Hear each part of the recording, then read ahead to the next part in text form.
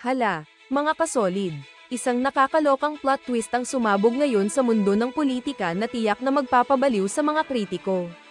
Tuluyan na umanong bumaliktad si Senadora Amy Marcos at lantaran ng kumampi kay Vice President Sara Duterte. Sa gitna ng maiinit na batikan sa Senado at mga paninira ng kabilang panig, ipinakita ng senadora na mas matimbang ang katotohanan kaysa sa dikta ng iilan. Dahil sa matinding alyansang ito nina Amy at Sara, naiwang nga at walang masabi ang mga miyembro ng oposisyon, lalong-lalo na si Senadora Risa Hontiveros na tila nawalan na ng bala sa kanyang mga pambabatikos. Ang hindi inaasahang pagsasanib puwersa na ito ay nagdulot ng matinding kaba sa palasyo. Dahil dito, marami ang nagsasabing wala ng kawala si Pangulong Bongbong Marcos sa mga nagbabadyang problema, dahil mismong kapatid niya ay nandyan na upang protektahan ang mga Duterte. Ito na ba ang malinaw na hudyat ng pagkabiyak ng pamilya Marcos pagdating sa pamamalakad ng gobyerno? Sinasabi ng mga kritiko na kapag ang sariling kapatid na ang dumistansya, ibig sabihin ay may malaking mali na talaga. Kayo mga kasolid, ano ang reaksyon ninyo sa matinding alyansang ito? Panalo na ba tayo? Ay comment agad dyan sa ibaba ang inyong nararamdaman.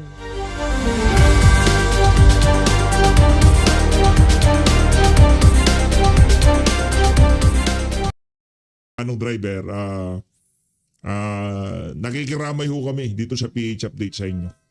Hindi lang ho natin malaman yung nito, GCash. Kung meron GCash, magpapadala ho tayo ng abuloy, no, kahit pa paano. Kasi hindi ho natin alam eh. Kawawa naman, no. Nakakawa. Kawawa, dapat dyan, ambulansya na ho kagad yan. Dapat dyan, takbo na kagad sa, takbo na kagad sa hospital yan. Kasi ho yan eh. Parang inatake sa puso eh, no? Ito ho siya. Ito ho siya yung mga kababayan nating naghihirap ngayong mga panahon na to na naghihintay sa paayuda ng administrasyon itong si Marcos Jr. Diba? Ito sila, ito. Ang pagbigay ng ayuda, dapat hindi pinapahirapan ng tao. Hindi katulad ng nakaraang presidente. Pag nahihirapan ng tao, gagawa sila ng paraan. Stop muna natin. Kuha tayo ng paraan para mapadali. 11. Narinig niyo ho yun mga kababayan, hindi nang gagaling sa atin yan. Baka sabihin, PH, masyado ka namang chine-cherry pick mo ata yung mga video. Ito ho mga kababayan, galing hong galing ho sa News 5 yung video na yan. Hindi ho natin chine-cherry pick, ika nga. Ayan ha. Ayan ho, galing galing sa News 5. I-share niyo ho itong video na to. Ulitin ho natin, baka hindi narinig nitong si Marcos Jr. Ang pagbigay ng ayuda, dapat hindi pinapahirapan ng tao. Hindi katulad ng nakaraang presidente. Pag nahihirapan ng tao, gagawa sila ng paraan. Tama. Yung mga sumisegoy sa likod, tama. Ibig sabihin, nakita ho nitong mga kababayan natin na to, mga tricycle driver, yung proseso ngayon at yung proseso nitong si dating Pangulong Rodrigo Duterte. Simple lang naman kasi. Ba't kailangan nyo pong papuntahin dyan? Isang representante lang dyan, yung TODA. Yung TODA, ilan yung nakalista? Diba? Ilan yung nakalista dito sa TODA ng Tondo? Dito sa TODA ng ganito, papuntahin nyo lahat ng presidente at saka vice president, auditor o kung sino man, diba? Treasurer. May representante sila doon. Huwag nyo nang papuntahin lahat. Naghahanap buhay yung mga tao, istorbohin nyo pa eh. Diba? Sila lang pupunta doon, mga opisyal ng TODA. Ngayon, sila kukolekta. Sila na bahala mamigay noon. Ang problema ho dito, kailangan magmano muna kay Marcos Jr. Kailangan magmano muna sa mga tauhan itong si Marcos Jr. Kailangan ipagduldulan sa mga kababayan nating tricycle driver na yung ayuda na yan galing sa administrasyon ni Marcos Jr. Gayong alam naman itong mga individual na to na yung ayuda na yan galing din naman sa buwis nila, ko, at sa lahat ng nanunood dito sa PH Update. Baka akala nyo mga kababayan magsasaka kayo, hindi ho kayo kasama sa pagbabayad ng buwis. Kasama ho tayong lahat dyan. Bumili kayo ng, ano bang bibilin? Bumili kayo ng ito. Bumili ho kayo ng ballpen, meron hong VAT yan. At yung VAT na yon, doon naglalaway yang si Ralph Recto. Yung VAT na yon, ayaw hong pababaan, ayaw hong tanggalin, especially sa mga produktong petrolyo, dahil kay Ralph Recto. Kasalanan ho ni Ralph Recto. Di ba? Hindi galing atin yan. Galing House of Representative Kong Lian, di ba? Kahit wala kayong trabaho, huwag nyo sabihin hindi kayo nagbabayad ng income tax return nyo. Di ba? Di kayo nagbabayad sa BIR, hindi kayo nakakaltasan, wala kayong permanenteng trabaho na kumakaltas sa inyo kada buwan ng inyong BIR, hindi ho ibig sabihin wala ho kayong partisipasyon sa pagpamimigay ng ayuda o pamimigay ng serbisyo ng gobyerno. Bumili kayo ng ballpen, meron hong VAT yan. Nagpakarga kayo ng gasolina, meron hong value added tax yan. Bawat galaw natin dito sa bansa na to, merong VAT. Kakain ka sa fast food, may VAT. Bibili ka ng kape, may VAT. Lahat ho ng galaw mo, may VAT. Sumweldo ka, kinaltasan ng BIR, pagkakuha mo ng sweldo mo, pag bibili ka ng candy, iva-VAT ho ulit yan. Lahat ho ng galaw natin dito, may hulog tayo dyan. Kaya para ipagduldulan sa ating mga kababayan na kami ang namigay ng ayuda na yan, napakalaking kabalbalan. Kaya tandaan nyo ho mga kababayan, yung mga ayudang natatanggap nyo, hindi ho yan galing sa mga politiko. Okay? Galing rin ho yan sa inyo. Galing sa atin. Kay Sir. Lahat ng sumakay kay Sir, lahat ng nandyan sa background na yan. Pati kay Amy, kahit na galit tayo dyan. Nagbabayad din ho ng buwis yan. Ay Sir Deo Makalma, meron din ho siyang partisipasyon dyan. Kaya nakakaurat pakinggan pagkakailangan pang ipakita yung tarpaulin ni Marcos Jr., ipaalala dito sa mga mabibigyan na dito galing yung pera na yan. Napakalaking kabalbalan. Stop muna natin, kuha tayo ng paraan para mapadali. 11 ng umaga. Grabe. Hanggang ngayon, Hanggang ngayon. hindi pa nakukuha yung 5,000. Hindi pa. Kawawa. 5,000 lang kukunin. Kung gaano pinahirapan yung mga tao, mga rider, ganun na lang. Hindi nila naisip yun. Basta ang inisip lang nila, nagbigay kami ng ayuda, tapos na yun. Ilang oras ka na nakapila? Almost 13 hours na po. 13 hours. 13 hours. Pasensya na sir ako na nangingi ng sa inyo, kawawa sambayan ng Pilipino dito sa mga siraulo na to sa administrasyon ni Marcos Jr. Pahirap po talaga itong mga to. Mga perwisyo talaga. Linggo na linggo man ho ngayon, ayaw man natin magsalita ng ganito pero kawawa ho eh. Diba? Ano sasabihin mo natin dito sa PH Update? Nandito ho kayo para marinig nyo kung ano yung mga punto de vista natin. Diba? Hindi ko naman ho pwedeng sabihin sugarcoat na kailangan dumaan sa proseso yung pamimigay ng ayuda. Hindi naman ho tayo si Anticlear. Diba? Kailangan ayusin muna yung ganito ganyan. Ba't kayo nagpatawag? Dapat 3 kada toda lang ang pupunta dyan. Meron silang listahan sa toda, ibibigay yan. Nakapangalan na yan, nakasealed sa envelope kung magkano, kaya ganito yan. Tapos ibibigay yung papel, pagka na-receive na ng mga nasa toda, ibigay ulit sa DSWD o kung saan man yung ayuda na yan. O kung gusto ng DSWD, para may pakinabang naman sila, isa-isahin nila yung mga toda sa mga barangay, sa mga munisipalidad. Para walang ganitong insidente na meron pang magugurgur. Ano naman to? Yes. Bakit Kawawa. umabot ng nagtsaga ng ganong katagal? Dahil sa 5K na yan!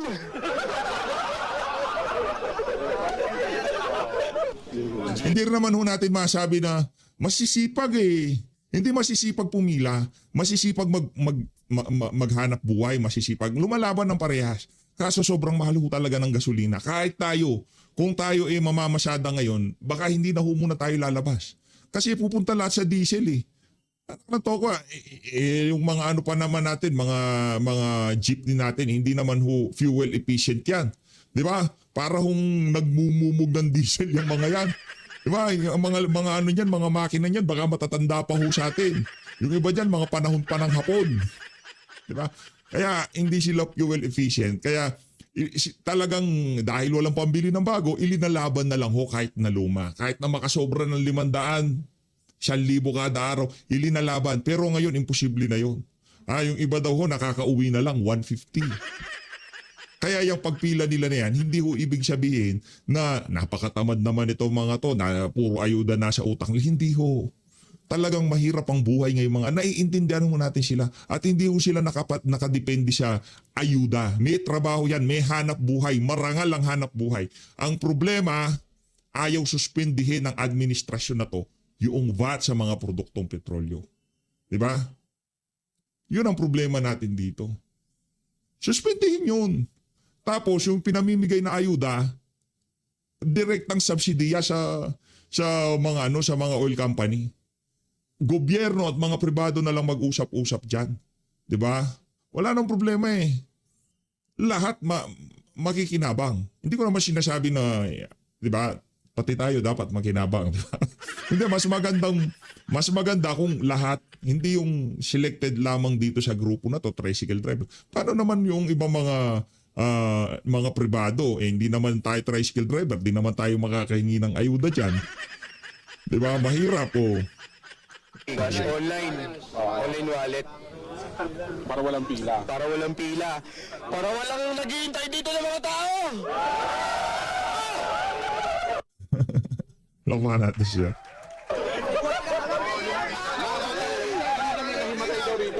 Meron na po, may namatay na po dito sa lugar na to. At sumalangit daw ang kanyang kaluluwa. Kawawa ho, no? Meron na. Yung pinakita ko nga ako sa inyo kanina. Dahil yan sa pila na yan, dahil sa pila ng bangag administration na yan. Ayun po. Dahil sa ano, sobrang... Sa init po, sa sobrang lakas ng init. Lahat po ng rider dito ay naiinitan at napapagod. At nauuwaw. Walang libreng tubig. Anong oras kayo pumila? Alas 6 po. Ay, joyride ho yan, joyride. Marangal trabaho nila. Tayo bilib sa mga yan, lumalaban ng parehas eh. Marangal ho, anak ng tokwa. Yung mga sila Marcos Jr., di marangal trabaho, mga magnanakaw yan. Yung sila Martin Romualdez, maleta ang pinapasok niyan. Yan ho sila'y lumalaban ng parehas. Di ba? Lumalaban ng parehas. Tapos sila pa ho ang nasasawi, nahihirapan dahil sa 5,000 na kung saan eh, yung ibang mga politiko, bilyon, daang milyon ang linalakaw at linalagay sa loob ng maleta. Ng umaga.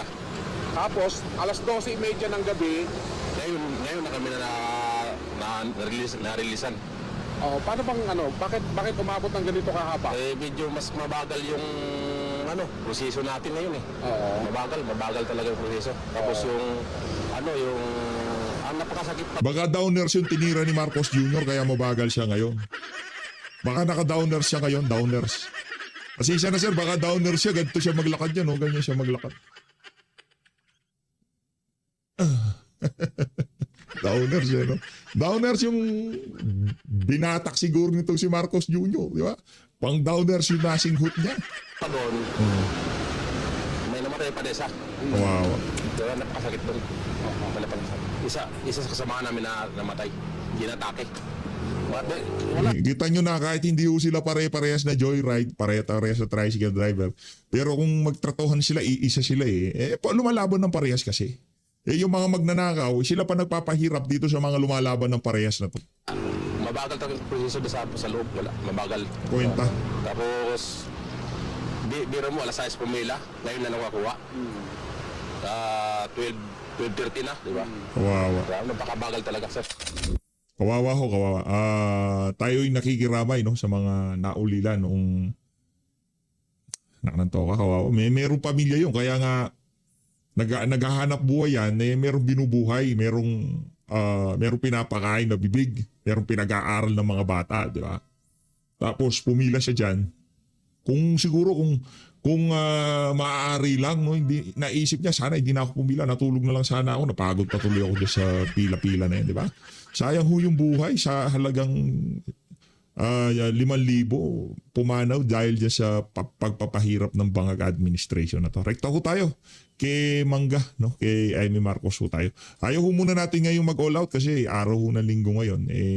Ano ho muna tayo, kumbaga kalmalicious lang ho tayo ngayon, kalmalicious lang ha.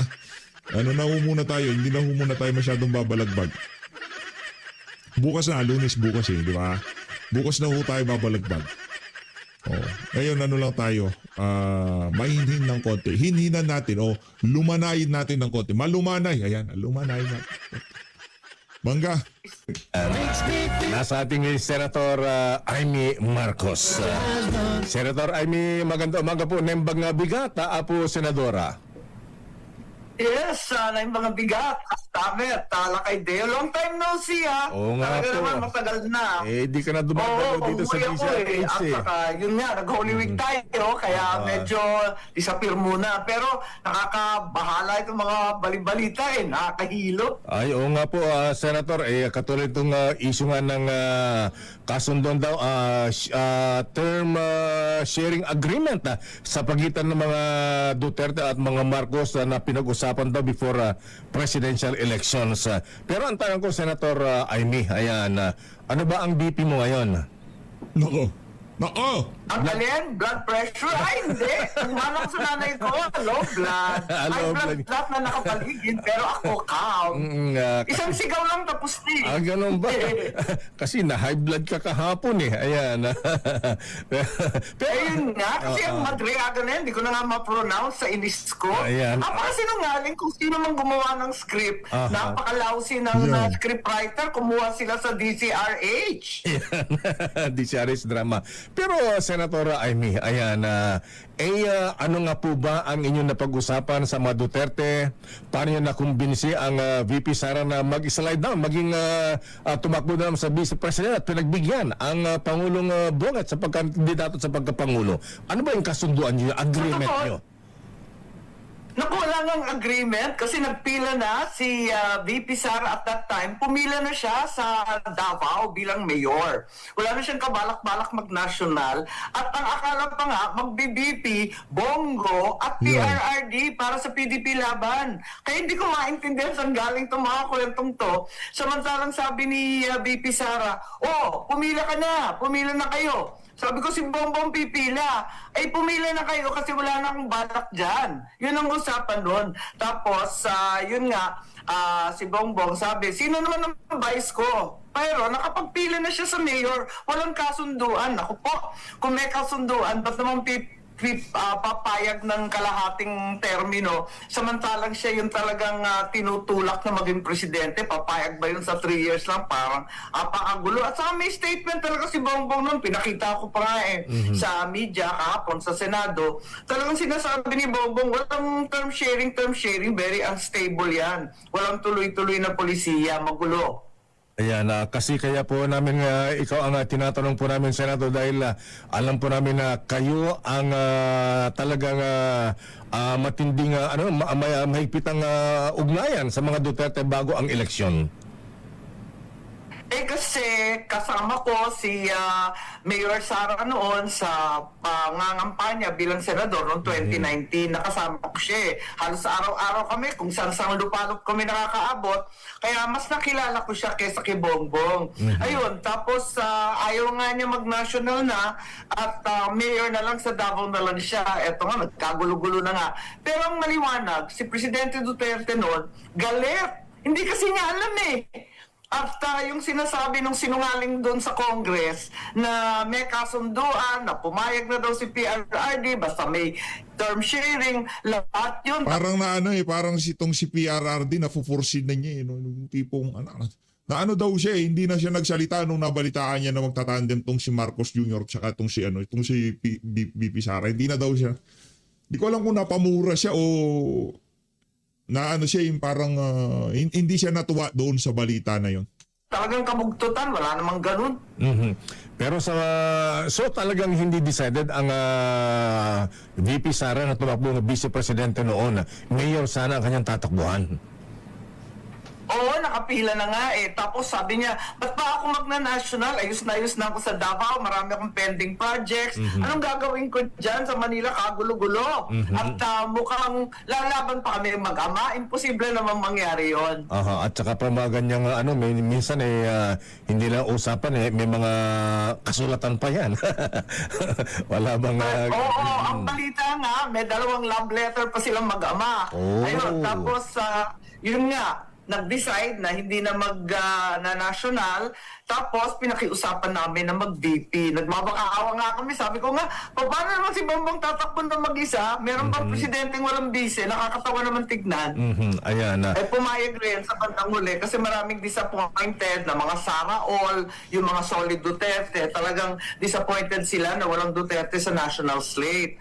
Ayun, nakumbinsin na rin sa wakas at umatras sa huling sandali at si Baste ang nag-replace sa kanya, nag-substitute doon sa Davao at siya naman ay pumila na noong November 13. Pero kung maalala ninyo, si Bato ang nakapila noon para sa PDT. Tapos nagpila rin si Bongo bilang presidente, inatras na, December na. Kaya talagang pabulaanan yung sinasabi ng Madriaga na yan. Para magkakasunduan ng November 21, nangangampanya na nga nandun na nga sa Davao, nangangampanya na sila ng todo sa Mindanao. Ayan na, actually, Mutita, ang Malacanang nagsalatan na rin kahapon at sabi nga ay walang ganitong term sharing sa pagitan ng Pangulong Marcos at VP Sara. Yun na nga, kaya siguro dapat take notice ang ating Kongreso. Maski ang Pangulo sinabi na sinungaling si Madriaga, siguro dapat pansinin nila yan sa kanilang mga susunod na hearing. Huwag na nilang bigyan masyado ng bigat kung sunod-sunod. Si VP Sara galit sa bad academic record. Si Tanya Gaisano Lee, sinasabi hindi ako taga Laguna o scholar. Taga Davao pala siya, higit sa lahat milyonaryo. Isipin mo, Gaisano, ginawa pang scholar. Ayan na. So sa ganitong sitwasyon, Senator Amy, so may panhawagan ka kay Pangulong Marcos kahapon sa inyong ading na linawin itong issue kay Madriaga at yung term sharing. Ayan na. Mabilis pa naman. Oo, mabilis pa sa alas 4 lumabas na yung denial na talagang tama yung sinasabi ko, mali si Madriaga. Kahit labas sa Ilongit, in-announce naman ni Auntie Claire. Ayan na. So, ang panawagan nyo sa Kamara, lalo na ang Justice Committee, ay tingnan mabuti kung tama ba itong mga sinasabi ni Ramil Madriaga at sino ba ang scriptwriter? At sino ba ang gumawa ng kanyang affidavit? Si Trililing yung scriptwriter. Yun na nga, definitely, hindi drama ng DCRH. Huhi, unang-una, hindi ko kilala yan. Sino siya? Ayan, oo. At pati si dating Ombudsman Justice Sam Martires nagulat din, ha? Abay, sabi niya kung bibigyan ko ng pera ni Digong, bakit idadaan pa dito kay Ramil Madriaga?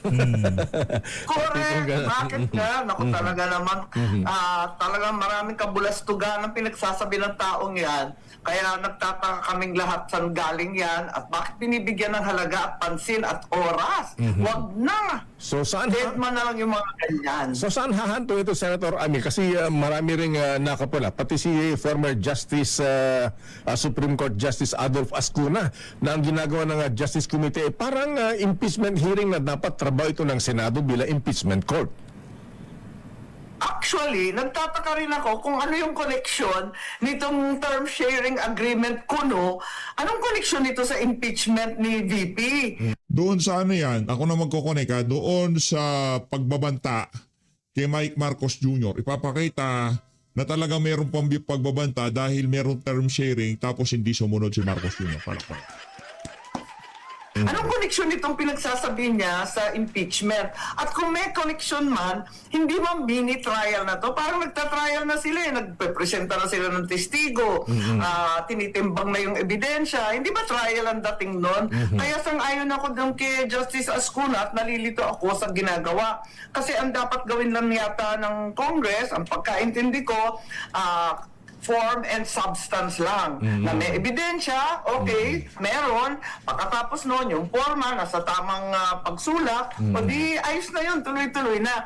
Pero yung magkakaladkad pa ng testigo, at papakita pa yung ebidensya, nalilito ako sa ginagawa nila, sa totoo lang. Ayan, oo nga, kasi... Pero ayoko masyadong magsalita daldal ako ng daldal baka palibasa magiging judge kami, mahirap na. Pero talaga nalilito ako. Kasi napanood natin sa mga nakalipas na impeachment cases like Chief Justice Corona, ayan, Erap Estrada, ayan, wala namang ganitong parang mini trial. Ayan, pagka pinagbutuan na sa Kongreso, direkta na sa Senado. Bakit ngayon parang may mini trial pang ganito? Ayan, ito ba epekto ba nung decision ng Supreme Court na kaya parang maigpit daw yata ang pagsasampa ng impeachment na case sa Senado? Kailangan ay dumaan daw muna ng maayos. Maigpit ang pagsisiyasa sa Kamara. Ang pagkaintindi ko, yung unang judgment na sinulat ni Justice Leonen, maraming steps, maraming proseso, titimbangin yung ebidensya, kung sapat, etc. Tapos bibigyan ng babala yung respondent, pagkatapos may chance na lahat ng member ng Congress sisiya sa atin yung mga pinakita. Parang mas long playing yun. Pero later on, nung nag-apela yung Congress, parang na-simplify naman, kaya hindi pwedeng gawing dahilan yung kay Justice Leonen. Kasi yung ginawa niya, back to normal lang naman, o ganun rin naman sa dati. Kaya tataka nga ako ba't ang tagal-tagal. Kaya maraming nagdududa, meron ba kayong one-third vote o di kaya yung mga malisyoso ang sinasabi, nakatenga pa ba yung mga FLR for later release na project? Ayan, nga, ano. Alam mo naman, ang tagal-tagal ko sa Congress, kaya nako, talaga naman. Overstaying ako dyan 12 taon na akong congressman. Ayan, kaya si Senator Ping Lacson, ayan, yung sinasabing allocable. Yan daw Senator ay Ping new Lacson. form of pork barrel, Senator Amy. Oo, parang ganon yung mga allocable. Talagang wala akong maintindihan. May bagong lengguwahe. May bagong lengguwahe ang DPWH at saka yung congressman. Tinatanong ko nga yan nung hearing Kaso, tinamad na ako sa Blue Ribbon Sa totoo lang. Ayan. Kasi, nako, ayaw pakinggan yung mabibigat na testigo, si Gutesa, yung 18 Marines, talagang naisang tabi na. Tapos pinagpipilitan, pirmahan daw namin yung report. Ayan, Yung report naman, bitin na bitin. Kaya nga daw partial Anyway, Senator Amy, bago nga natin iwanan itong si Madriaga. Sino ba sa tingin nyo? Meron bang nasa likod ng Madriaga? Sino siya, kung meron? Hindi ko alam kung sino man yung nasa likod niya. Igihan naman nila yung script. Kaya nga, dapat kukonsulta dyan. Hindi pwede yung ganun. At saka wala namang kredibilidad yung convict. Nakakulong yan di syempre, maski sasabihin niyan para makalaya. Samantalang, yung mga lumaban para sa bansa natin ng mga Marines, ayaw pansinin. Ano bang storya ito? Ayan, kaya nga tuloy sabi ni Attorney Salvador Paulo Panelo Jr. nung ba-interview dito kahapon sabi niya may pangako kay Madriaga na kapalit ng kanyang pag-testify against sa BP Sara ay ang kanyang kalayaan kasi siya nga ay nakakulong, may kaso. Tama, ganun talaga ang ating pagkaintindi pag isang preso or PDL gagawing testigo, talaga may pangako yan para kumanta ng gumanta. Parating ganyan yung mga MO natin, hindi maganda yun. At kailangan timbangin natin ng maayos. Ayan, sa ibang issue, Senator, ay may excise tax sa diesel at gasolina. Ayan, tinanggahan po ng yung adin ang Pangulong Bonget. Ayan, ano ba ang stand nyo dan? Dapat bang suspindihin mo na ng VAT sa diesel at gasolina rin? O hindi? Dahil sabi ng economic advisor, sina Manong RC Balisacan, malaki daw mawala sa gobyerno. Well, para sa akin, sinabi ko na talagang lahat ng magagawa gawin na natin kasi nahihirapan talaga ang tao. At yung mga sinasabi nila 50 pesos rice, nako 62 na tigilan nila. At saka yung lumulobo na gasolina, kung bakit tayo pinakamahal sa buong Asia. Yung iba naman 20-30% increase, bakit tayo umaabot sa 280% increase? So ang sabi ko, magdiskusyon tayo kung ang talagang gagawin. Hindi, wag na daw tayo magdebate at nagmamadali ang pelasyo sa excise tax. So dali-dali kami, isang gabi lang walang debate, pinipili pinipigilan ako. Sabi ko, baka naman yung excise tax, ang makinabang niyan, yung malalaking oil companies, hindi rin babagsak yung discount sa ating mga tauhan, ng mga nangangailangan. Sabi niya, hindi bali na, basta bigay na natin. Baka kontrabida pa tayo dito. Sabi ko, pati yung VAT, ba't hindi natin tignan? At least point of sale yun. Mararamdaman ka agad, may awas ka agad, kada litro, bawas 6 to 8 pesos. Di masaya na rin tayo noon. Sabi nila, wag na, dali. Ayan, dinalian. Sabi ko, uwi na ako, bira naman kayo, wala nang daldal dito. O di, sige, isang buwan na kalipas, wala naman nangyari. Sa kakapaspas nila, wala nangyari ng isang buwan. Finally, lumabas, kerosene and LPG. Sabi, nagkakamot ako ng ulo, bakit kerosene and LPG? Ano nangyari sa crude? Tanungin mo yung kapatid mo. Anak ng tao ka, tanungin mo. Huwag kami. Amy Marcos naman. Yung kapatid mo nakakalam niyan. Tanong mo kung ano binabatak niya ngayon. At gasolina, yun ang kailangan. At yun nga, nalito ako dito sa kanilang sinasabi, ang ending, yung pinaka hindi masyadong ginagamit, yung pa ang inuna, ayaw tulungan ng tao sa krudo. Alam naman natin, nag-aani ang ating mga magsasaka last month, ano? Wala silang mahagilap at wala silang pambayad ng krudo. Ang daming hindi na nag-ani sa Benguet, pati sa Ilocos, wala na nagsiani ng mga nating, ng mga gulay. Yung mga nag-ani naman, di naman nabenta yung mga pechay at repolyo, masyado na daw mahal para sa taong bayan. Tapos yung mga isda, Zamboanga, Jensan, Palawan, wala na nagpapalaot kasi hindi na kaya yung krudo. Sabi ko, ano ba ito? Bakit hindi tulungan? Hindi tulungan ang tao ng diretsyo dahil dinadaan pa sa oil companies yung so-called government imports. Ay nako, talagang nalilito ako. Naula kay Deo, ang problema dito, dinaanan na natin to, matanda na tayo eh. Ikatlong beses na to, yung unang oil shock, maalala mo, di ba 1974,